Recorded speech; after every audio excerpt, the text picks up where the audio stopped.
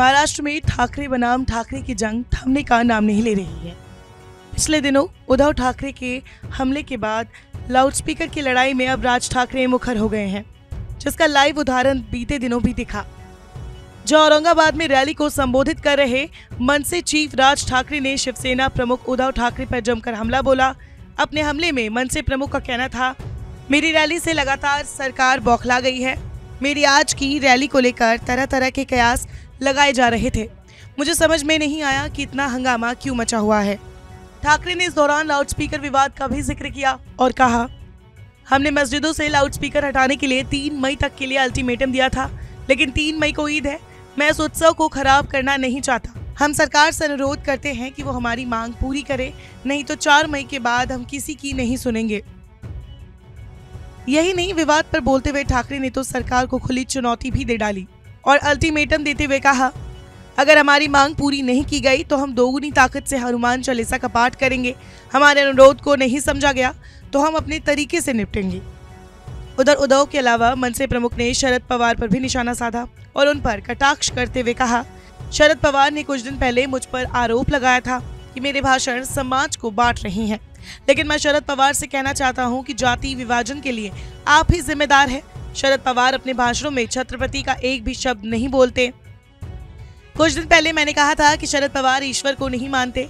पवार जी, आपकी बेटी ने भी ये बात स्वीकार की है कि आप भगवान में विश्वास नहीं करते हैं। बता दें, मनसे प्रमुख का ये गुस्सा उद्धव ठाकरे के उस बयान पर सामने आया जिसमें उन्होंने मनसे प्रमुख को बीजेपी का ग्रुप डी करार दिया था। बहरहाल, ठाकरे वर्सेस ठाकरे की लड़ाई में आगे क्या मोड़ आता है, ये देखना दिलचस्प होगा।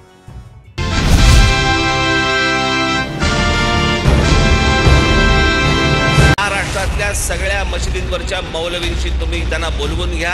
सर्व मशिदींवरचे लाऊडस्पीकर हे उतरले गेले पाहिजेत, खाली आले पाहिजेत। 3 तारखेनंतर तुम्हाला कोणताही त्रास आमच्याकडनं होणार नाही। सगळ्यांचं एकदा काय तो परामर्श आणि सोक्षमोक्ष मला लावूनच टाकायचंय।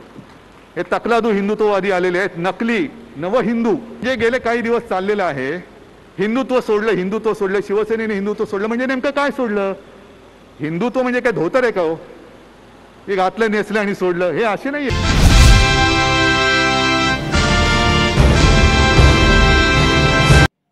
अस्सलाम वालेकुम, मैं हूं माजिद सिद्दीकी, हंजरनगर सरजमीन से। मैं एक नज़ारा आपको दिखा रहा हूं जो हनुमान जयंती के वक्त इफ्तारी मस्जिद में हो रही है और डीजे बज रहा है। मुसलमान कितने सब्र से अपने आप को बर्दाश्त कर रहा है। वो इफ्तार का वक्त और तेज़ी से साउंड के बाद भी वो अपने रब से दुआ कर रहा है कि ए अल्लाह, तू इनको हिदायत दे।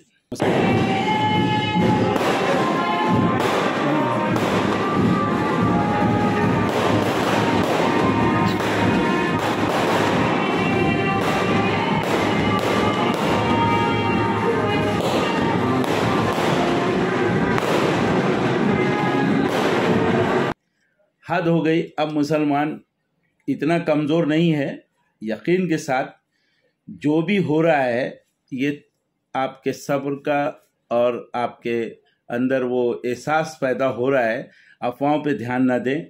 ईद भी ज़रूर मनाएं, क्योंकि 2 साल बाद 2 साल तक तो आपने न तरावी पढ़ी न नमाज़ें पढ़ी, पहरा होता था, कोरोना का डर था। अब इंशाअल्लाह इस साल अल्हम्दुलिल्लाह हर मस्जिद में रहमत बरस रही थी, रौनकें थी। बुजुर्गों को वो इबादत करते हुए देखकर बम्बई ऐसे चमक रहा था जैसे जन्नत का एक नज़ारा।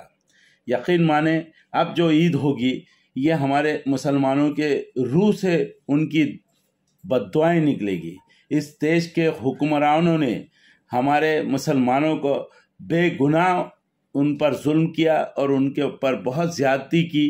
फिर भी सब्र के साथ, तहम्मुल के साथ हमारा मुसलमान, भारत का मुसलमान देख रहा है, समझ रहा है और अपने आप को कंट्रोल कर रहा है। सब्र इसलिए कि इन्नल्लाह मा साबरीन, हमारे आका नबी करीम सल्लल्लाहु अलैहि वसल्लम ने कहा कि सब्र करो, मैं अल्लाह तुम्हारे साथ है। तो हमको अपने अल्लाह पर यकीन है। एक आज़ान पर जमा होता है मुसलमान, एक ही इमाम के साथ नमाज पढ़ता है मुसलमान, एक ही चाँद को देखकर ईद मनाता है मुसलमान, एक ही चांद को देखकर रोज़ा खोलता है मुसलमान, एक ही चांद को देखकर खुशियों के साथ एक दूसरे से मिलता है मुसलमान। यही तो मुसलमान की खूबी है। कोई इसमें बंटवारा नहीं है। ये बंटवारा करने वाले सियासी अपने को मार रहे हैं।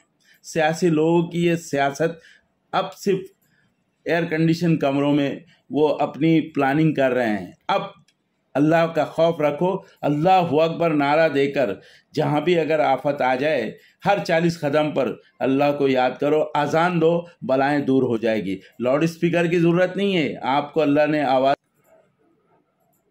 फोकस हिंदुस्तान, चांद मुबारक, साथ ही साथ ईद की भी मुबारकबाद। इस चैनल को देखने के बाद सब्सक्राइब करें और आपके कमेंट भेजें। सही है।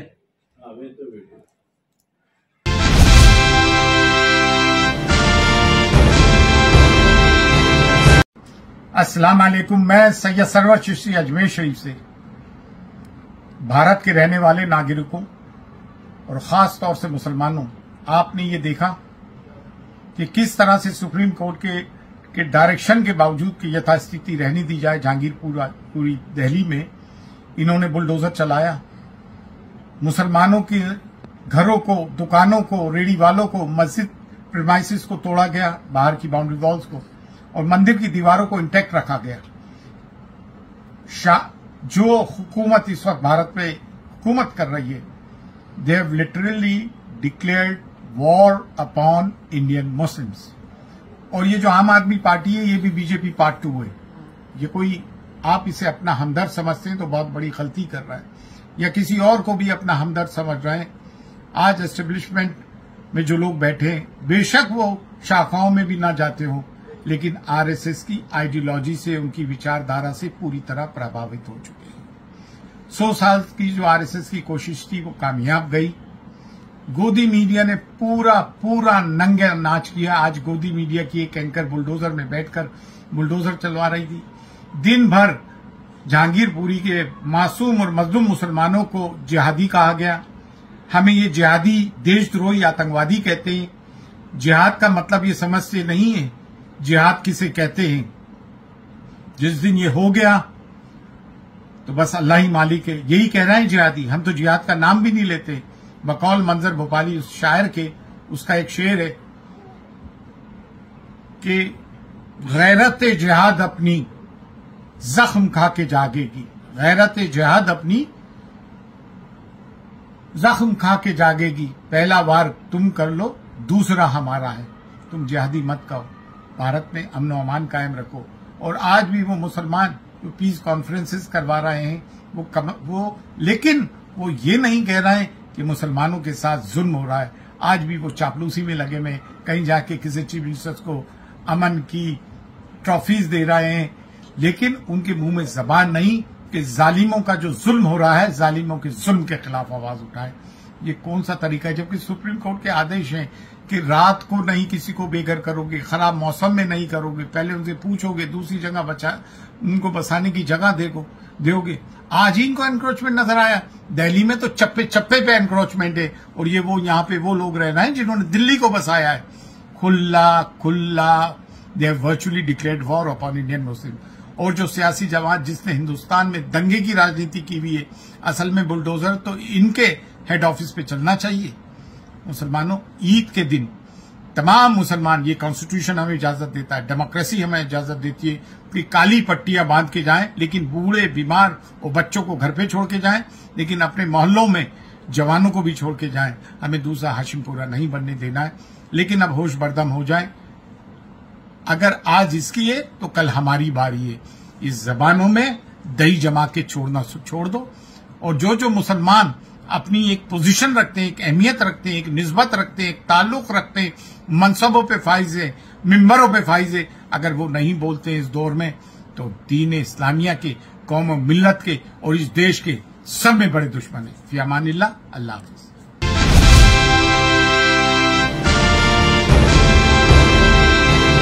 अस्सलाम वालेकुम। मैं सैयद सरवर चिश्ती।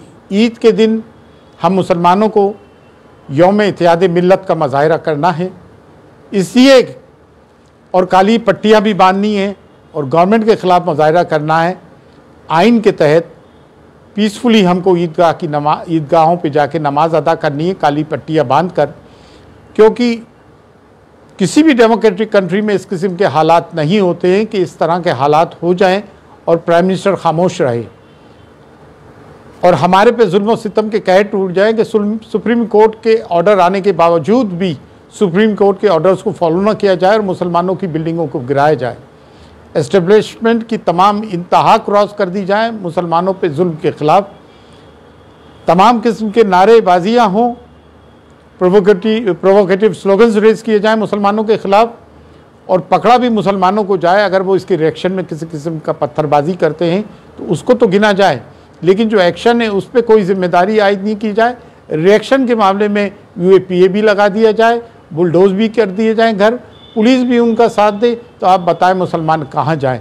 इसलिए दुनिया को भी दिखाना, उस हुकूमत को भी दिखाना है कि हमने आप पर से अपना एतमाद ख़त्म कर दिया है, क्योंकि आपने जुल्म और सितम की इंतहा की है। इस मुल्क का कानून, इस मुल्क का दस्तूर हमें इजाज़त देता है साइलेंट प्रोटेस्ट की। तो मुसलमानों काली पट्टी बांध कर ईद के दिन हम सबको नमाज़ पढ़ने जाना है और इस गवर्नमेंट के ख़िलाफ़ पीसफुल तरीके से हमें अपने गम और गुस्से का इजहार करना है कि नालाए बुलबुल भी सुनूं, हमा तन गोश रहूं, आए हमनवा मैं भी कोई गुल हूँ कि खामोश रहूं। हुजूर गरीब नवाज़ ने इस्लाम फैलाया बर्र सगीर में और ये हमारा फ़र्ज़ है पहला कि मुसलमानों पे हो रहे जुल्म के ख़िलाफ़ आवाज़ उठाना। ये हमारा, सिर्फ हमारा ही नहीं और लोगों का भी फ़र्ज़ है जो बड़े बड़े मिंबरों पे और दरगाहों पे फाइज़ है, लेकिन कलीदी रोल हमारा है कि हम मुसलमानों पे हो रहे जुल्म के ख़िलाफ़ आवाज़ उठाएं और ख़ामोश ना बैठें। फ़ी अमानिल्लाह, अल्लाह हाफ़िज़।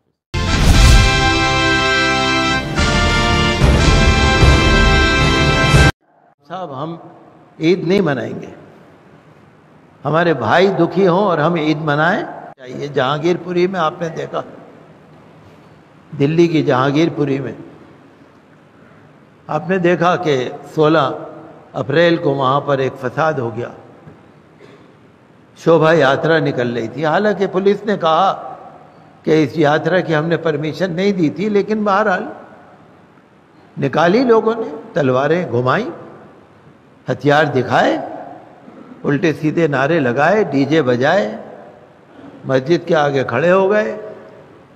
हत्ता कि मस्जिद का वो हिस्सा जो ज़रा बाहर को निकला हुआ था, वहाँ अपने झंडे वंडे लगा रहे थे। वो कोई बात नहीं, 3-4 दिन में हालात रफा दफा हुए, बुलडोज़र वाले पहुँच गए। जहाँ भी कहीं फसाद होता है ना, मुसलमान या मस्जिद होता है, वहाँ बुलडोज़र ज़रूर पहुँच जाता है।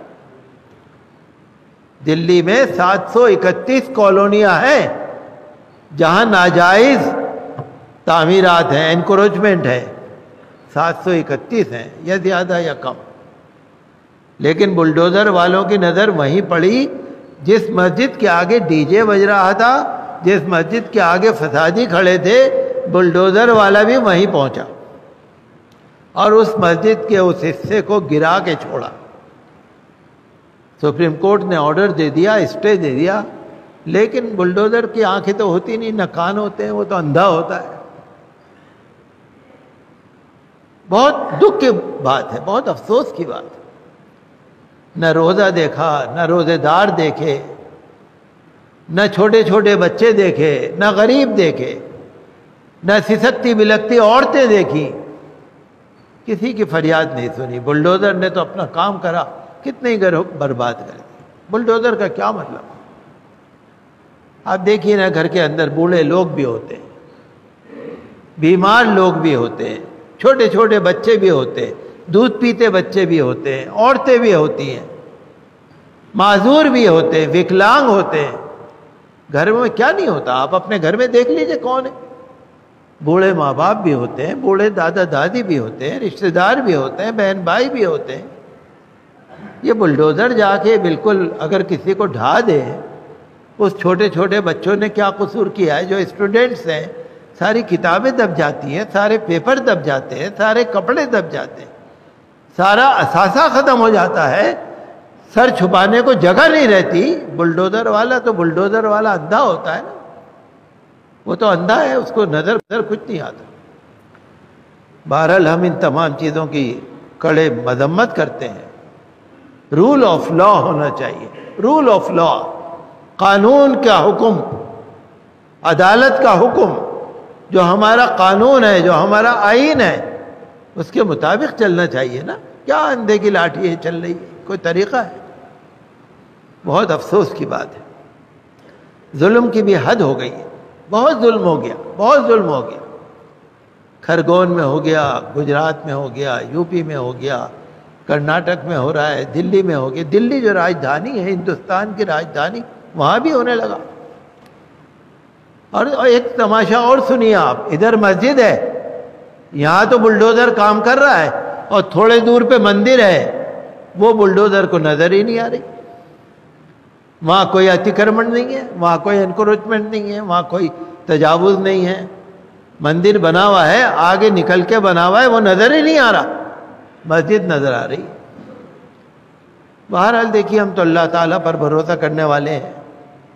अल्लाह जिस हाल में रखे, अल्लाह का हुक्म जो है वो है।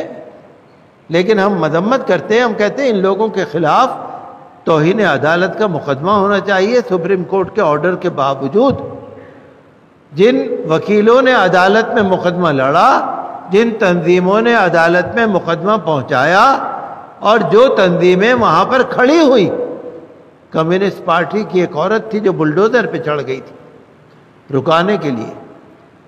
हमें और आपको सबको सबके सुख दुख में शरीक होना चाहिए। हम भारत सरकार से भी कहते हैं कि जुल्म बहुत हो गया, बहुत हो गया जुल्म, इतना जुल्म नहीं होना चाहिए। ठीक है, अगर मैंने कसूर किया है तो मैंने किया है ना। मेरे छोटे छोटे बच्चों ने, या बूढ़े माँ बाप ने, या उन बेचारी औरतों ने जो बेचारी बीमार हैं, मजबूर हैं, माजूर हैं, उन्होंने क्या किया भाई? अगर मैंने किया है, आपको ताज्जुब होगा, मुसलमानों पे NSA लगाया जा रहा है, UAPA लगाया जा रहा है, सड़ा देंगे, जेल में सड़ा देंगे। 2 केस यहाँ लग रहे हैं, एक बंगाल से लग रहा है, एक फलानी जगह से। आपको ताज्जुब होगा कितने ही ऐसे जेल में हैं जिन पे 30, 32, 36 मुकदमे हैं, एक एक पे। वो मर जाएंगे, निकल नहीं पाएंगे। जुल्म की भी हद होती है ना, ऐसा जुल्म होना नहीं चाहिए ना। हमें बड़ा दुख होता है। इसीलिए मुझसे लोगों ने कहा कि इमाम साहब, हम ईद नहीं मनाएंगे, हमारे भाई दुखी हों और हम ईद मनाएं नहीं। मेरे पास एक साहब आने वाले थे, वो ईद के कपड़े बांटना चाह रहे थे। इमाम साहब, मैं ईद के कपड़े लाऊंगा, कुछ लोगों को जमा करिए, ईद के कपड़े। मैंने उनसे कह दिया कल फोन करके, हम ईद मनाएंगे ही नहीं, हम ईद की बात ही नहीं करना चाह रहे आपसे, ईद के कपड़े लेने ही नहीं चाह रहे। कपड़े लेके क्या करें जब हम पहनेंगे नहीं? तो हमें ईद नहीं मनानी। हमारे भाई दुखी हों, हमारी बहनें दुखी हों, हमारी बच्चियां दुखी हों, और हम ईद मनाएं, ये हमारा कम से कम हमारे ईमान का तकाजा ये नहीं है। सादगी के साथ कोई ईद मिलन का प्रोग्राम भी न रखिए, कोई समाजी प्रोग्राम भी न रखिए, कोई खुशी मनाइए ही नहीं। जो पैसा बचे जाके गरीबों को दे दीजिए, जहां पर भी आप दे सकते हो।